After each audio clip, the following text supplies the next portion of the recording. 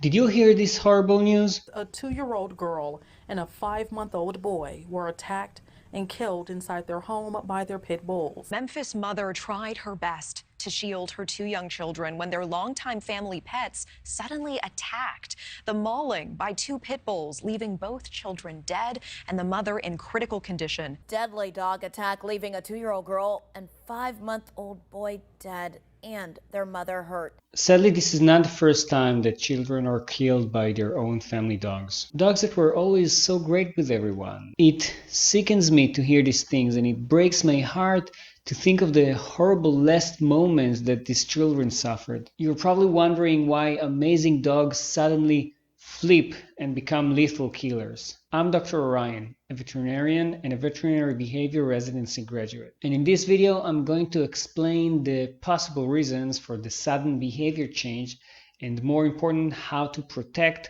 your children. First, you need to understand that there is always a reason. Us not knowing what it is doesn't mean there isn't one. And that is why it is wrong to say that the family dog attacked for no reason. Common explanations include redirected aggression, meaning the dog is seeing something or someone else he wants to attack, but redirects his aggression to whoever is closest to him because he can't reach the actual target. Another option is predatory behavior. Sometimes dog might attack young children that are moving in a certain way that might trigger this instinctive behavior in the dog. I will say that this option is considered controversial and not all agree with it. A third option is arousal-based aggression. When there are two dogs playing or fighting or any activity or trigger that makes the dog overly aroused, this can kind of put the dog into a trance where he becomes aggressive. Another reason can be resource guarding. The resource can be a physical item like a toy or food, but can also be a location in the house like the dog's safe place where he likes to calmly relax and doesn't want to be disturbed. Also, anything that causes pain or discomfort can cause a sudden behavior change. The dog is trying to protect himself in order to avoid anything he thinks will cause him pain. Or a dog can attack a child that is or has hurt the dog in the past, even if the child is unaware of the fact that what he's doing is hurting the dog. And there are other more rare behavioral or medical causes. In a multi-dog household, sometimes one dog initiates the behavior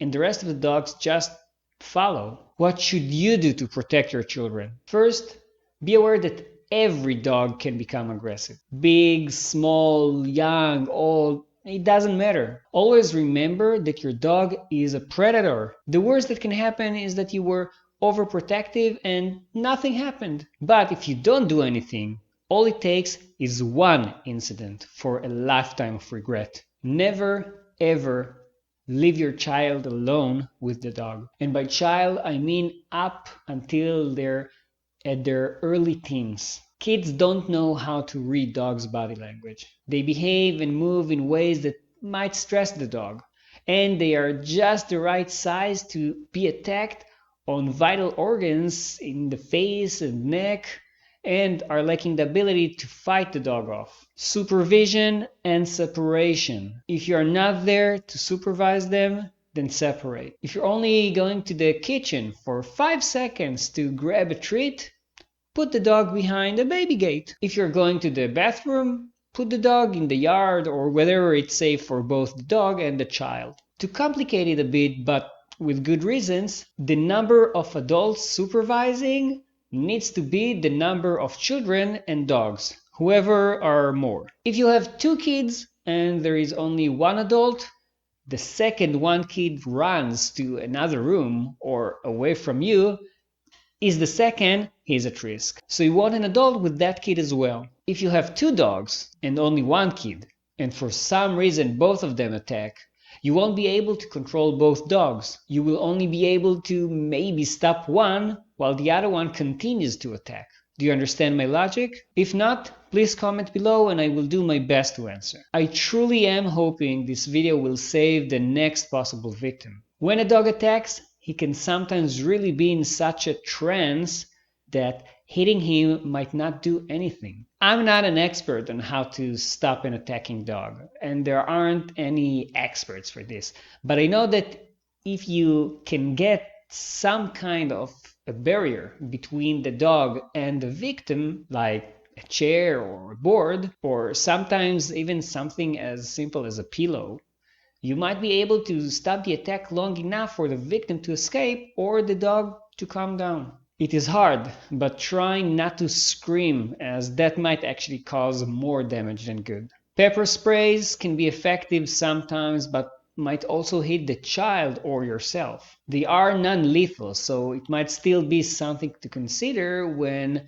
the alternative is the health of the child. But I can't really say if any of these things will work. So I will emphasize again, supervision and separation. Kids and dogs should live together. It is good for the immune system, it is good for the emotional and behavioral development of the child. It teaches them compassion and responsibility. It's amazing. Just make sure you're doing this in a safe way. The internet is full of cute videos of dogs and kids. Some actually prove the dangers that parents are not aware of, like this video.